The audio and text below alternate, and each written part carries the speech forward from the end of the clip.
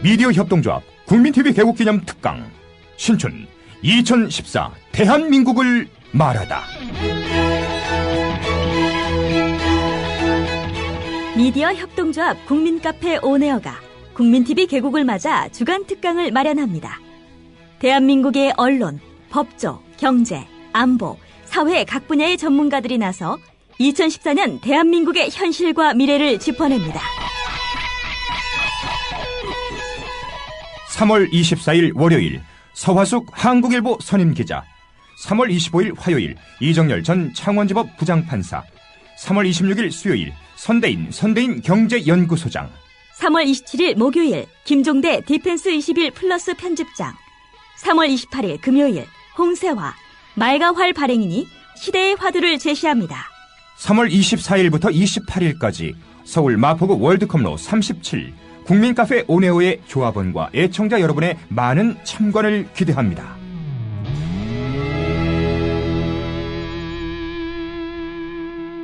(3월 27일) 목요일까지는 저녁 7시 반, 3월 28일 금요일 홍세화 발행인 강연만 오후 5시에 시작됩니다.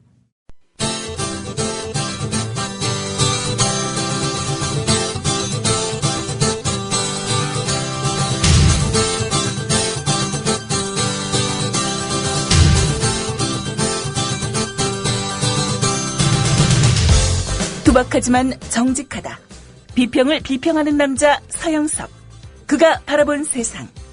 사설과 칼럼을 통해 오늘을 짚어본다. 서영석의 라디오 비평. 안녕하십니까. 서영석 이사가 휴가를 가서 오늘도 대신 진행하는 김용민입니다. 서영석 이사 4월 1일 라디오 개국 이후로 작년 4월 1일이죠. 단 하루도 쉬지 못했는데 이번 일주일 휴가를 내셨습니다. 그래서 대신 여러분과 만나겠습니다. 79.6% 김상곤의 무상버스 현실성이 없다. 이런 여론조사 결과가 나온 모양입니다. 김상곤 경기지사 예비후보가 공약으로 내세운 무상버스 공약에 대해서 경기도민 10명 가운데 8명은 현실성이 없다는 부정적인 평가를 하고 있는 것으로 서울신문 여론조사 결과가 이렇게 나왔습니다. 김상곤 하면은 무상급식이 떠오르지요. 2008년 경기도 주민 직선으로 선출된 바 있는 김상곤 교육감은 자신의 공약에서 초등학교 무상급식을 내걸었었습니다. 이게 과연 가능할까? 실현 가능성에 대해서 적지 않은 사람들의 곱지 않은 시선이 있었습니다. 과연 이런 공약 당선에 도움이 될까? 당선 가능성을 후하게 본 사람도 많지 않았습니다. 때는 2008년 이명박 대통령 집권 첫 해거든요. 예, 기억하시겠습니다만은 2008년에 있었던 18대 총선 당시 열린우리당 의원들이 우수수 떨어지지 않았습니까? 뉴타운 공약으로 그냥 그야말로 새누리당 의원들이 싹쓸이를 했는데 말이죠. 그 총선 직후에 있었던 경기교육감 선거였거든요. 예. 투표율도 대단히 낮았습니다. 자, 그럼에도 불구하고 예상을 깨고 당선됐습니다. 당선되자마자 무상급식에 대한 예산 편성 즉각 실행에 옮겼습니다. 자, 이 김상곤 교육감 진보 성향인 거 모르겠습니까? 경기도 의회의 새누리당 의원들은 무상급식에 대해서 야바위, 사기꾼 같은 공약 운운하면서 그야말로 난도질을 했습니다. 300명 이하의 초등학생 무상급식 단기적 실시를 위한 예산 85억 전액이 삭감되기도 했습니다. 자, 그러자 경기도의 학부모단체, 시민사회단체는 물론이고 상당수 도민들은 예산 삭감에 대한 아쉬움을 넘어선 안타까움, 이 안타까움도 넘어선 분노를 표출했습니다. 이때부터 본격적인 무상급식에 대한 찬반 양론과 사회적 이슈로 등장하게 된 것입니다. 자, 이런 분노 섞인 여론에 새누리당 도의원들 쩔쩔맸습니다. 이해할 수 없는 이유를 들어서 삭감에 대한 정당성을 찾기에 열을 올렸지만 찾을 만한 합당한 이유 있겠습니까? 예. 자, 그리고 수년이 지났습니다. 2010년 지방선거에서 야권은 김상곤 교육감의 무상급식을 전면적인 공약으로 내세웠습니다. 국민의 마음과 시대 정신을 반영한 공약이었습니다. 왜냐? 그 결과 야권이 압승을 거뒀거든요. 그리고 2011년 3월 1일 대구를 제외한 전국 15개 시도에서 본격적인 무상급식 시대가 시작됐습니다. 아이고, 이 대구에 사는 분들, 이런 푸대접에 그야말로 희생자가 됐습니다. 지역에 따라서 급식 대상 학년의 범위는 달랐지만은 아이들이 생활 형편에 관계없이 같은 밥을 나누기 시작했던 것만으로도 상당히 뜻깊었습니다. 자료를 찾아보니까 말이죠. 요즘 대구에서 무상급식을 실시하는 학교가 전체 435개 초중고등학교의 19.3%였는데요. 전국 평균 72.7%에 턱없이 모자랐습니다. 20%도 안 됐으니 말입니다. 단연 전국 17개 시도 가운데서 단연 꼴찌입니다. 대구가 말이죠. 자, 이 무상급식 보편적 복지의 확산을 막기 위해서 온몸을 던졌던 인물 기억하십니까? 오세훈 서울시장. 2011년 8월 무상급식에 반대해서 주민투표를 시도했다가 역풍에 밀려서 시장직에서 물러나야만 했습니다. 소득이 많든 적든 모두 이 식사를 공짜로 즐기고 공공도서관의 혜택을 누리는 것처럼 소득이 많든 적든 학교급식도 무상으로 누릴 수 있도록 하자는데 우리 국민이 동의를 한 것입니다. 이제 무상급식은 상식이 돼버렸던 것이죠. 자, 그런 김상곤 교육감이 이제는 경기도지사에 나서겠다면서 출사표를 던졌고요. 그 자리에서 무상버스 공약을 내세웠습니다. 이런 생각을 해봤습니다. 2010년에도 종편이 있었다면은 79.6%가 무상급식 현실성 없다 이렇게 말하지 않았겠나 라고 말입니다. 뭐 텔레비전만 켜면은 김상곤 때리기가 나오니 말입니다. 아니, 김상곤이 무상급식 공약을 박모 씨의 모든 노인 20만 원 용돈 공약처럼 뒤집었습니까? 아니면 하다가 말았습니까? 무상급식 공약 실현했던 인물이 또 다른 공약을 내걸고 주민들의 심판을 받겠다고 했는데 뭐 해보지도 않고 말이죠. 언론인들에게 말하고 싶습니다. 미래에 못 지킬 공약이라고 설레발 치지 말고 현재에 못 지킨 공약이나 제대로 따져서 추궁하고 비판하라고 말이죠. 현재에 못 지킨 공약의 주인공은 찍소리도 못하고 말이죠. 현재는 지켰고 미래에 지키겠다고 약속한 사람만 문매질을 하고 있습니다. 이게 언론입니까? 새누리당 끈아풀이죠. 뭐 사실 모든 노인 20만 원 공약 이뿐입니까? 기초연금, 4대 중증질환 국가보장, 무상보육, 반값 등록금, 고교 무상교육. 그동안 뒤집은 공약들이 이토록 수두룩한데 또 있죠. 기초선거 정당 공천 폐지. 이것도 뒤집었죠. 대통령은 침묵만 유지하고 있는 형태입니다. 이런 한심하게 이를 데 없는 집권여당 또 대통령 아래에서 사는 국민들은 서글플 따름입니다. 함께하고 계신 방송은 정치평론가 서영석 미디어 협동조합 이사가 진행하는 라디오 비평입니다. 지상철 조합원 신청 광고입니다. 강화대교 앞에서 개념 부부가 만드는 개념 곰탕 연지연 곰탕. 연지연이란 가마솥의 장작불로 온종일 구워내는 곰탕을 서로 나누어 이어지는 인연이란 뜻입니다. 연지연 곰탕이 민주주의를 열망하는 조합원 여러분과 국민의 건강을 책임지겠습니다. 곰탕 포장 판매는 한 팩 800g에 7,000원이며 7팩 이상은 무료 배송으로 드립니다.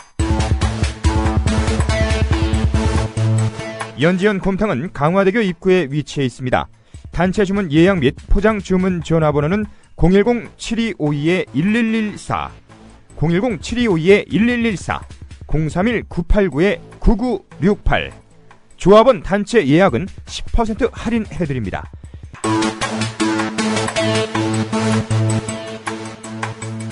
포장 판매 금액의 10%는 국민TV 후원금으로 쓰입니다. 네, 국민TV 라디오 서영석의 라디오 비평 함께하고 계십니다. 서영석 이사 일주일 휴가를 가시던 바람에 제가 대신 진행하고 있습니다. 전 김용민입니다. 다음 주부터 저희 국민TV 라디오 이름 바뀝니다. 국민 라디오로 말이죠. 앞으로 국민 라디오로 불러주시기 바라겠습니다.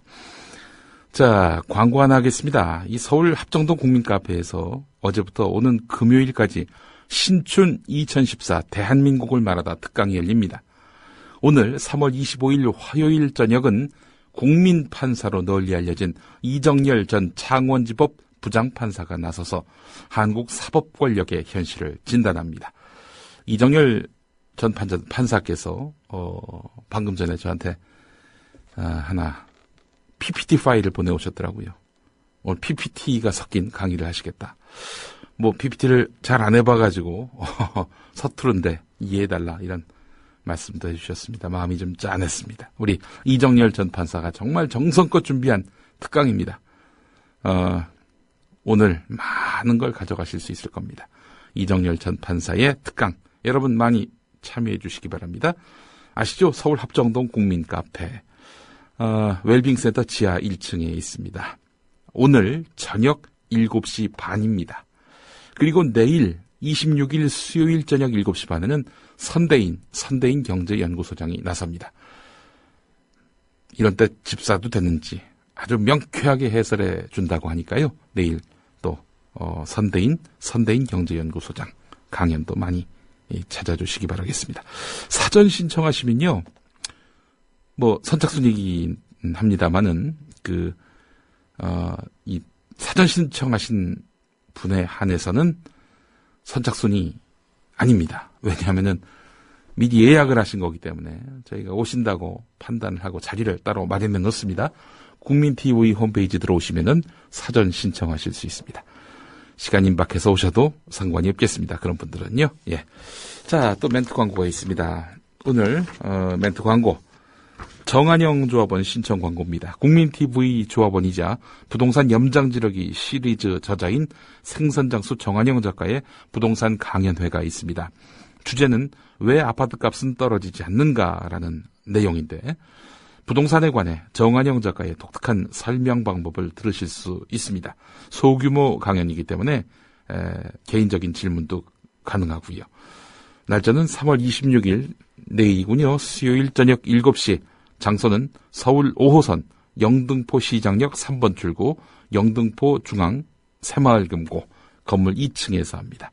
내일 수요일 저녁 7시 서울 지하철 5호선 영등포 시장역 3번 출구 영등포 중앙 새마을금고 건물 2층에서 합니다.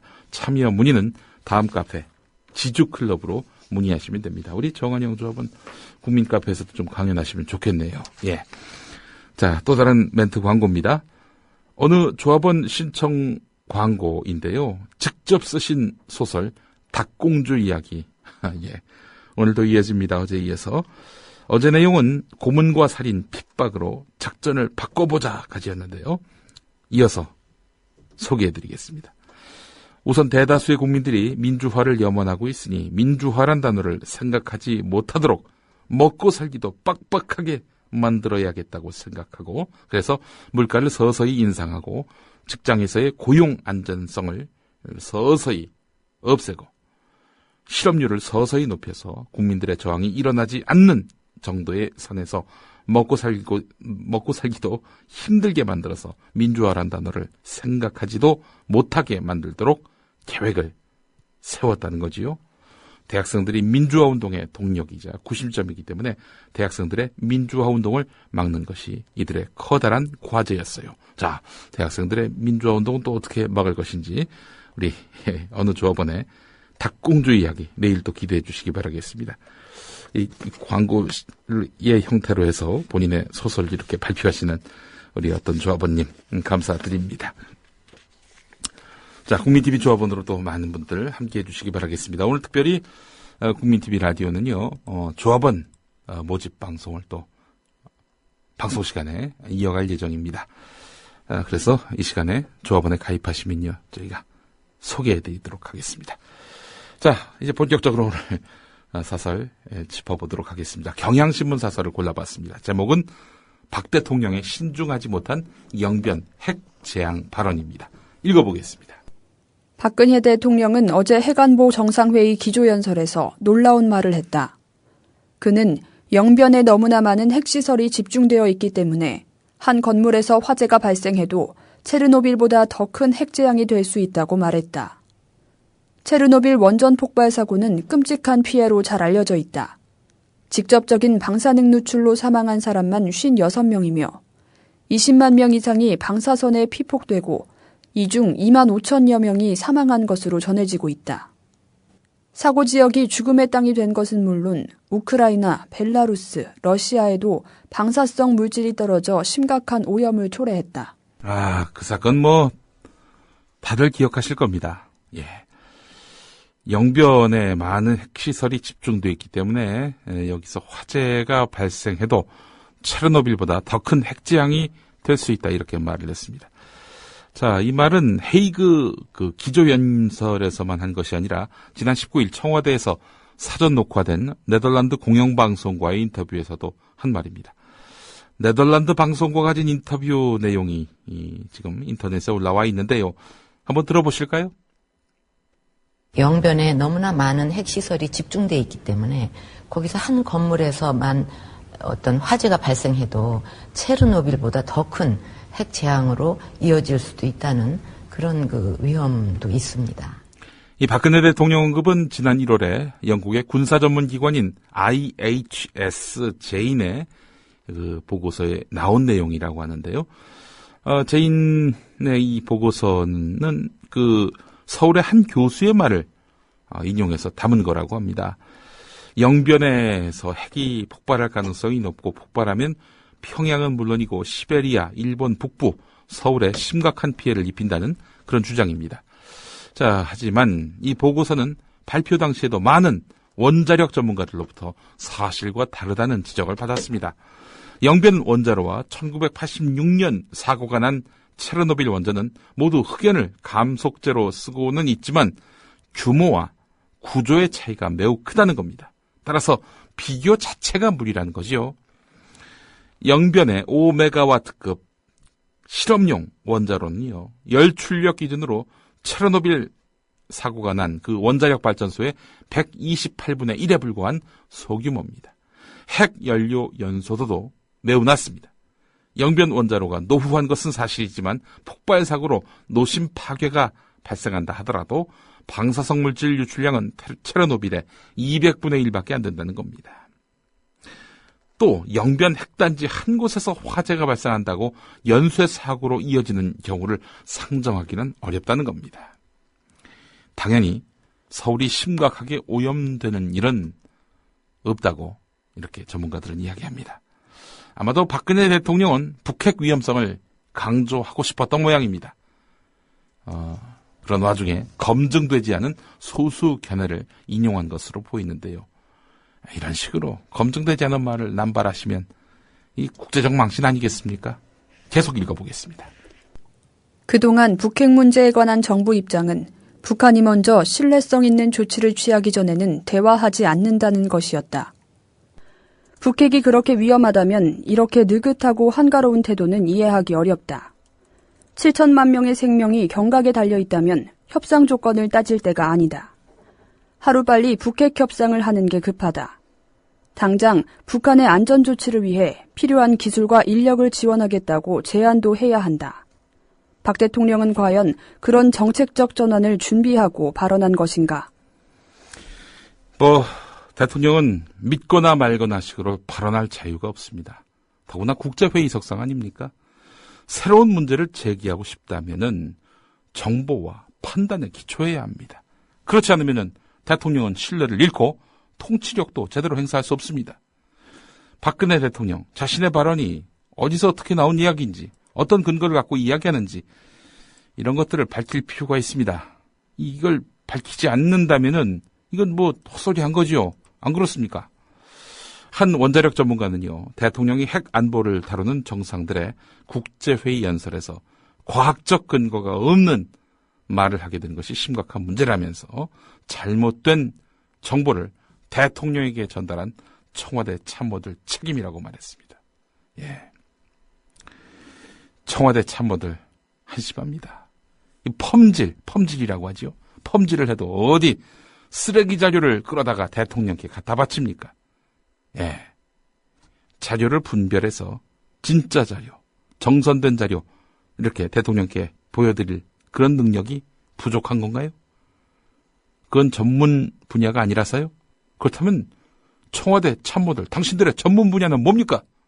남 뒷조사하는 거? 총무비서관실, 교육문화수석실, 고용복지수석실, 민정수석실이 총동원된 최동욱 바지 벗겨 쫓겨내기 같은 거? 어디 이런 자들이 청와대 들어가서 국민 세금 갉아먹습니까? 이 자들을 제자리에 갖다 앉혀야 합니다. 어디로? 삼류 흥신소로 말이죠. 이 자들을 청와대가 계속 끌어안는 한 이 정권은 삼류 흥신소 정권으로 각인될 겁니다. 더불어 행복한 세상. 너와 나의 꿈이 눈앞에. 국민 TV. 예, 영변 원자로 여기가 만약에 화재가 난다. 그럴 경우에 폭발 사고로 이어질 것이고 그렇게 되면 체르노빌 사고에 준하는 피해가 발생할 것이다. 이런 이야기. 예, 하여튼 정확한 이야기는 아닙니다만은 여간 이런 원자로 사고 위험성에 대한 각성은 돼 있는 거 아닌가라는 생각을 해본다면 그나마 좀 다행이라는 생각이 듭니다. 자, 그렇다면 박근혜 대통령 그 발언의 연장선에서 해야 할 일이 있습니다. 원자력 발전소 줄이는 겁니다. 원자력 발전소 줄이는 겁니다. 여기서 화재가 나면 어떡할 거예요? 폭발 사고라도 나면. 그래서 이 어마어마한 방사성 물질이 유출된다면 그때는 어떡할 거예요? 우리나라의 원전이 23기가 가동 중입니다. 개수로만 치면은 미국, 프랑스, 일본, 러시아에 의해서 세계 5위지만은 땅 넓이에 대비하자면 세계에서 가장 많은 원전을 가지고 있는 셈입니다. 이것만이 아닙니다. 여기에 추가로 짓고 있는 5개 원전, 또 신규 부지로 확정된 삼척과 영덕의 원전을 합치면 42개의 원전이 운영될 예정입니다. 이렇게 곳곳에 덕지덕지 붙어있는 이 원전들, 사고가 난다면 영변보다 더 큰 위험성을 내포한다. 누가 여기에 부인을 하겠습니까? 원전은 사양산업인데 어떻게 이 나라에서는 미래지향적인 창조산업, 녹색산업이 돼버렸는지 지도자를 만나면 온 나라가 도탄과 위험에 빠질 수밖에 없게 된다는 점을 우리는 또 인식하지 않을 수가 없습니다. 네, 국민 라디오와 함께하고 계십니다. 자본과 권력으로부터 자유로운 진정한 공정 언론 국민TV 건설, 이게 필요합니다. 국민TV를 통해서 비단 권력을 상대로 한 비판적인 보도, 논평 기능, 이것도 수행해야 되겠지만 우리 사회가 반드시 잊지 말아야 될 그런 핵심적인 가치들, 이슈들 짚어드리는 그런 방송으로서 기능하고자 합니다. 그냥 보고만 계시지 마시고, 듣고만 계시지 마시고 조합원으로 함께 하셔서 이 언론혁명에 동참해 주시기 바라겠습니다. 국민TV 홈페이지 kukmin.tv, 국민.tv로 들어오셔서 상단에 조합원 가입하기를 신청해 주시기 바라겠습니다. 인터넷 사용이 불편하신 분들은요, 전화를 이용하셔도 됩니다. 미디어 협동조합 사무국 3144-7737, 3144-0933번으로 이렇게 전화하시면은 친절하게 가입해 드립니다. 국민라디오가 다음 주 4월 1일부터 봄철 프로그램 개편을 단행합니다. 4월 1일은 저희 국민라디오 개국 1주년 되는 그런 날 아닙니까? 서영석의 라디오 비평은 4월 1일, 작년 4월 1일부터 지금까지 방송이 있는 날 하루도 쉬지 않고 이렇게 방송을 내보냈습니다. 자, 이번 개편에 참 많은 그런 변동이 있는데요. 구체적으로 그건 또 나중에 알려드리도록 하고요. 다만 이제부터 소개해드릴 칼럼니스트가 저희 진행자로 합류하게 됐다는 점을 알려드립니다. 바로 이강윤 정치평론가입니다.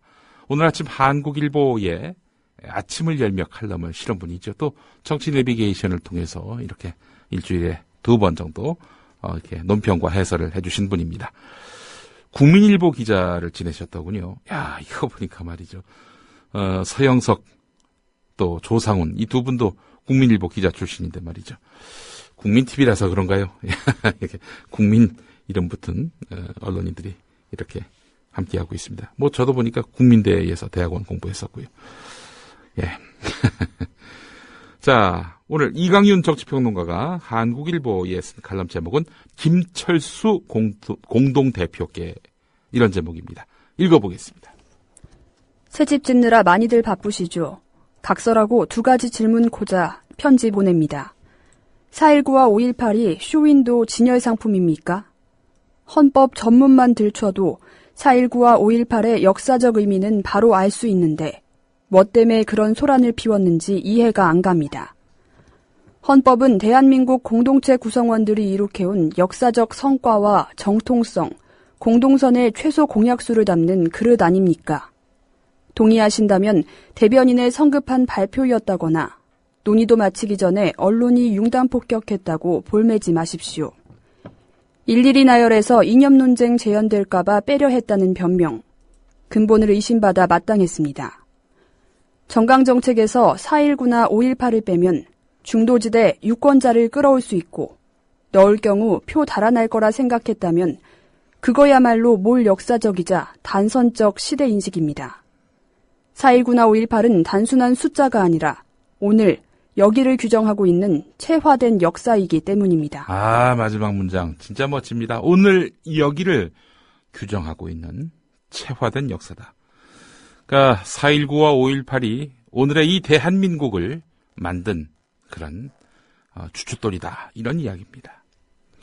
뭐 너무나 당연한 말씀이라서 굳이 뭐 덧붙일 필요도 없고요. 또 여기에 뭐 더한 해석을 할 필요도 없습니다. 4.19, 5.18을 당 정강 정책에 넣는다고 여기에 이거 문제가 있는데 라고 이야기할 새누리당 당원조차 있을까요? 전사모는 혹시 모르겠습니다.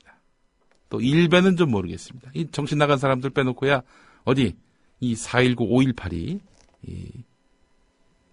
이념적이다. 정쟁의 어떤 아이콘이다. 이렇게 말할 사람들이 누가 있겠습니까? 자, 이강윤 평론가의 답답함은 여기에 있습니다. 제가 소개해드리겠습니다. 서울 송파구 세 모녀 자살 사건을 필두로 연달아 터진 비극적 자살, 아니 사회경제적 타살 사건들 기억하실 겁니다. 지난 대선 당시 박근혜 후보의 싱크탱크였던 국가미래연구원의 최근 발표 보셨죠? 작년 4분기 민생지수가 2002년 집계 시작 이후 최저치로 나왔답니다. 급한국에 4.19, 5.18 넣느냐 빼느냐로 입씨름들을 했습니다. 누구나 다 냈던 애도조문 말고 선제적 정책 대안을 내놓았어야 했습니다. 송파구 세모녀 사건을 말하는 거지요. 새정치민주연합이 난국 탈출용 가건물이 아니라는 걸 각인시켜야 했습니다. 합치기 전에 각자의 지지율보다도 밑도는 새정치민주연합의 지지율. 왜 그럴까요? 왜 그럴까요? 이제부터 이강윤 평론가가 이야기하고자 하는 본론입니다. 기초단체 무공천도 재론이 불가피하게 됐습니다. 공약을 대놓고 쓰레기통에 처박아버린 새누리당. 거짓 정권 맞습니다. 규탄 당연합니다만 규탄하고 있는 것은 정권 획득하겠다는 정당의 태도가 아닙니다. 정당 공천 여부는 특정 정당이나 정치인의 선언이 아니라 법 개정 사항입니다. 새누리당 동의 없이 새정련 단독으로 법 개정이 가능합니까?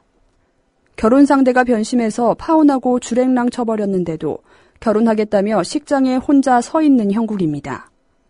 홀로 남아 결혼식장 지키면 하객들이 감동할까요? 일부는 떠난 사람 잊으라며 토닥여줄지 모르지만 부주돈은 안 낼 겁니다. 어려울수록 민주의 원칙으로 돌아가 당원들에게 물으십시오. 사기 결혼 당할 뻔했다. 어떻게 해야 하느냐? 정당 공천 폐지로 당론 정할 때 민주당이나 새정치추진위원회 혼자서라도 폐지하자는 게 아니고 다 그렇게 하자는 게 전제였습니다. 전제가 사라졌습니다. 고치를 새정년 창당대회 때 물으십시오. 당원들이 명분 지키기 위해 희생을 택하자고 하면 그때는 옥죄하십시오. 그게 당내 민주주의의 기본이자 신당이 내건 새정치에도 부합할 겁니다. 고뇌에 찬 결단으로 새집 짓는다고 누차 강조했습니다. 주춧돌 놓기도 전에 괸돌 빠져버리는 부실공사는 막는 게 도리 아닐까요? 예, 기초공천 폐지하겠다라고 한 거 당원들에게 물어봐라. 당원들이 거기서 수긍한다면은 그때는 옥쇄 온몸으로 꽁꽁 묶어가지고 어떻게든 지켜내라 이런 얘기지요. 자, 이와 관련한 이야기를 하기 전에 방금 들어온 소식을 전해드리겠습니다. 공직선거법 위반 혐의로 법원에서 일부 유죄 판결을 받은 바 있던 안도현 시인 2심 갔죠? 2심 결과가 나왔습니다. 무죄로 나왔습니다. 무죄로. 광주고등법원 전주재판부는 오늘 오전에 열린 항소심 선고에서 안도현 시인의 선거법 위반 사건과 관련해서 허위사실 공표 혐의와 후보자 비방 혐의 모두 무죄를 선고했습니다. 자, 지난해 11월에 1심 재판부는 국민참여 재판을 열었고요. 배심원들은 무죄라고 판결을 했는데 이 재판관, 그러니까 판사는 그 국민참여재판 배심원들이 내린 결론을 뒤집고 일부 유죄로 판결을 하고 양형 기준상 최저 기준인 100만 원을 선고한 다음 선고를 유예한 바 있습니다. 자, 그런데 2심에 와서는 이게 무죄가 됐단 말이죠. 1심 유죄, 2심 무죄가 됐다는 겁니다. 자, 그동안 조선일보를 비롯한 보수 언론들은 안도현 시인의 이란 판결을 두고 유죄인 사람을 무죄로 만들었다. 그 당시에 그 배심원으로 참여한 국민참여재판 참가자들, 이거 특정한 정치 성향을 가진 사람들 아니냐, 불공정한 재판이었다, 이렇게 그야말로 매도를 했었거든요. 자, 그런데 2심 결과 무죄로 나왔습니다. 국민참여재판에 배심원들이 옳았다는 이야기입니다. 자, 안도현 시인의 이번 재판 결과를 보면서 궁금해집니다. 나는 꼼수다의 김어준, 주진우 이 두 사람 항소심 지금 올라가 있는데요. 사실 안도현 시인보다도 앞서서 판결이 나온 거 아닙니까? 순서상으로 보면 이 김어준, 주진우 판결이 먼저 나왔어야 했는데 아직 판결 일정조차 잡히지 않은 상황입니다. 하여간 안도현 시인 국민참여재판 배심원들이 내린 무죄 판결처럼 2심에서도 무죄로 판단받았군요. 예, 이런 결과를 소개를 해드립니다. 자, 기초공천 폐지와 관련한 이야기 계속해 보겠습니다. 이강윤 평론가는 결혼에 비유했네요. 예, 참 재밌는 상상력입니다. 민주당과 새정치연합은 기초선거 무공천을 매개로 해서 통합을 선언하고 신당 창당 작업을 진행하고 있는데요. 자, 이렇게 되면 뭐가 달라지느냐? 지금 통합신당 소속으로 기초단체장이나 기초의원 선거에 나서는 후보자는 모두 탈당하고 무소속으로 출마해야 합니다. 대표적으로 이재명 성남시장의 경우도 그러합니다. 이제 정당 공천 못 받습니다. 자, 이 통합신당은 원래 2당이지만은 공천을 하지 않게 되면서 이번 지방선거 투표용지에서 기호 2번은 사라지게 됐습니다. 국회의원이 6명이 있는 통합진보당이 기호 3번, 5명이 있는 정의당은 4번을 차지합니다. 원내 의석을 가진 정당은 고정 기호를 부여받기 때문에 통합진보당과 정의당이 후보를 내지 못하는 지역이더라도 3번과 4번은 비어있게 됩니다. 그렇기 때문에 이 정당의 고정 기호, 이게 갖는 의미가 상당합니다. 자, 따라서 통합신당 후보자들은 무조건 5번 이상인데요.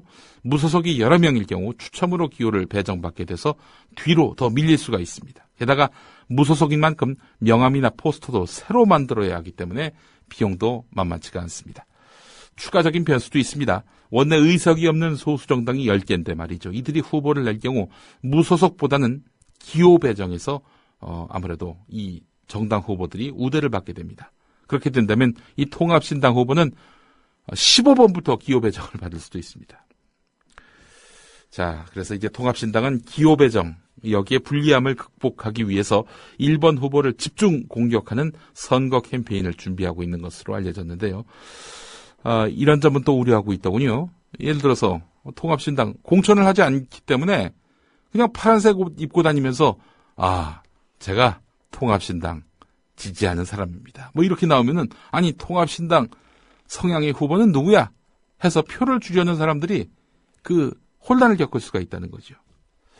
자, 새누리당은 이 상황을 내심 반기고 있습니다. 모든 지역구에서 기호 1번을 배정받게 됐으니 말입니다.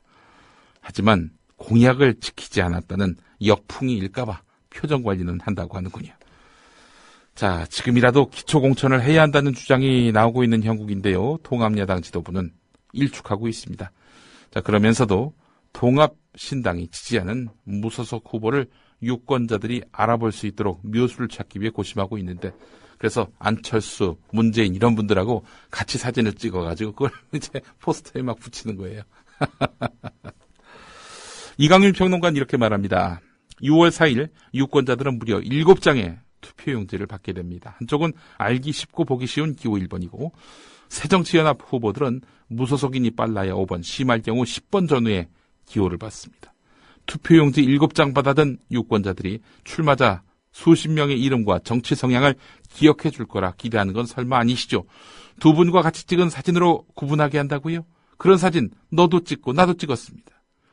개인이나 정당이나 정체성은 목숨입니다. 김대중 전 대통령의 서생적 문제인식과 상인적 감각을 기억하실 겁니다. 김한길, 안철수 두 분은 윤리학 교수가 아니라 저잣거리에서 표를 구하러 다니는 상인입니다. 새정치연합 편들려고 하는 말이 아닙니다. 동일한 룰로 경쟁하는 것이 민주주의입니다. 민주는 두 분의 용단으로 지키는 게 아니라 공동체 구성원 전체의 합의로 이룩되는 것입니다. 선거는 최선을 고르는 게 아니라 차악으로 최악을 물리치는 것이라는 정치학의 금원으로 불편하셨을 이 편지 맺겠습니다. 예, 이렇게 글이 끝납니다. 자, 비슷한 내용의 사설이 한겨레에도 실렸습니다. 한 경기 두 규칙 이대로 좋은가, 이런 제목입니다. 읽어보겠습니다. 기초선거 공천 문제를 둘러싼 정치권의 움직임을 보면 한편에 블랙 코미디가 따로 없다. 여야가 서로 다른 규칙을 적용해 경기를 치르려는 것이나 마찬가지이기 때문이다. 여당은 신나게 달려가는데 야당은 다리에 쇳덩어리를 매달아 놓은 격이라는 등 각종 비유가 쏟아져 나올 수밖에 없다. 공약을 어긴 정당은 이익을 얻고 공약을 지키려는 정당은 피해를 보는 비정상적 상황이 올 수밖에 없는 것이다. 새누리당은 한술 더 떠서 새정치민주연합 내부에서 통합신당 내부에서 기초공천 폐지 철회하라 이런 주장이 나오는 것에 대해서 대국민 약속을 뒤집으려는 검은 속내다 뭐 이러면서 비난하고 있습니다. 야, 기초공천 폐지 철회 이거 누가 먼저 했습니까? 새누리당이 한 거 아닙니까? 그래놓고는 새정치민주연합 내부에서 기초공천 폐지 철회 주장이 나오니까 이건 대국민 약속을 뒤집는 것이다. 이게 정말 적반하장 정도의 표현으로 부족한 참으로 뻔뻔하기 이를 데 없는 그런 태도라 아니할 수 없습니다. 변변한 사과 한마디 없이 박근혜 대통령의 대선 공약을 파기한 새누리당이 과연 이런 비난을 할 최소한의 자격이라도 있습니까?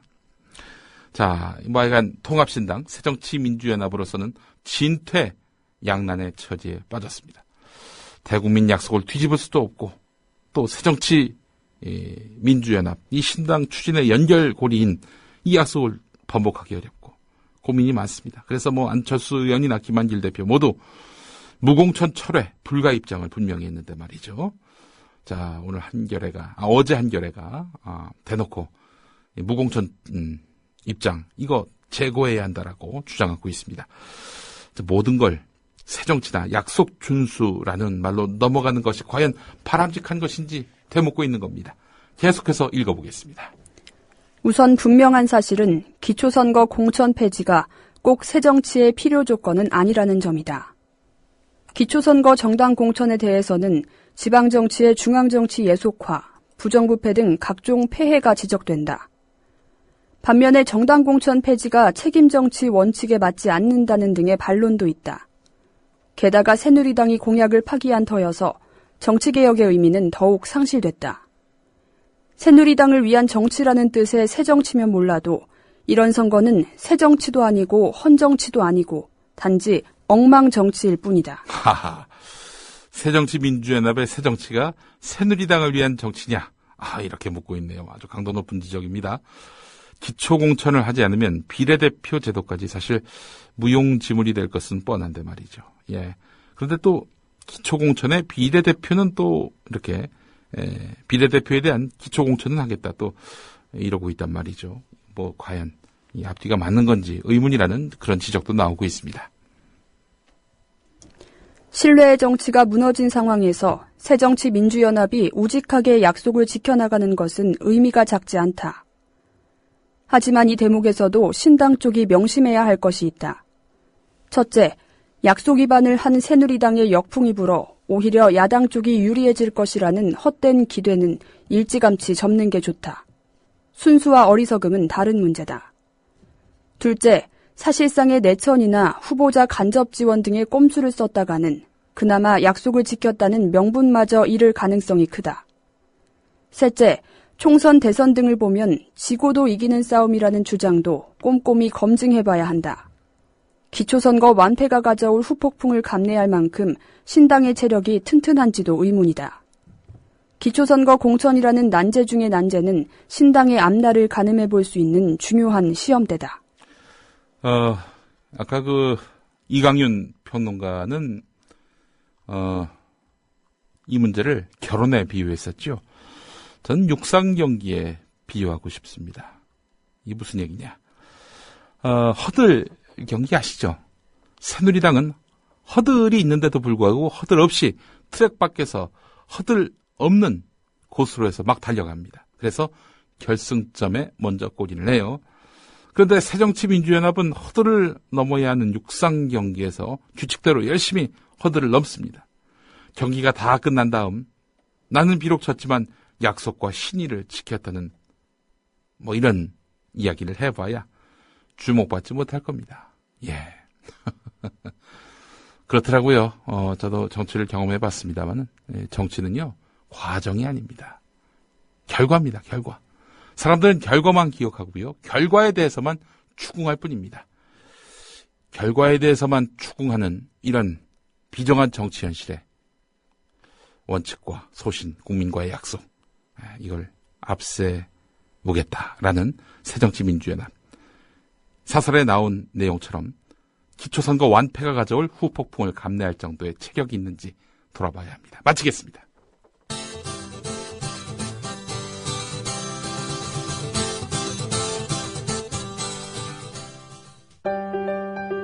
더불어 행복한 세상. 너와 나의 꿈이 눈앞에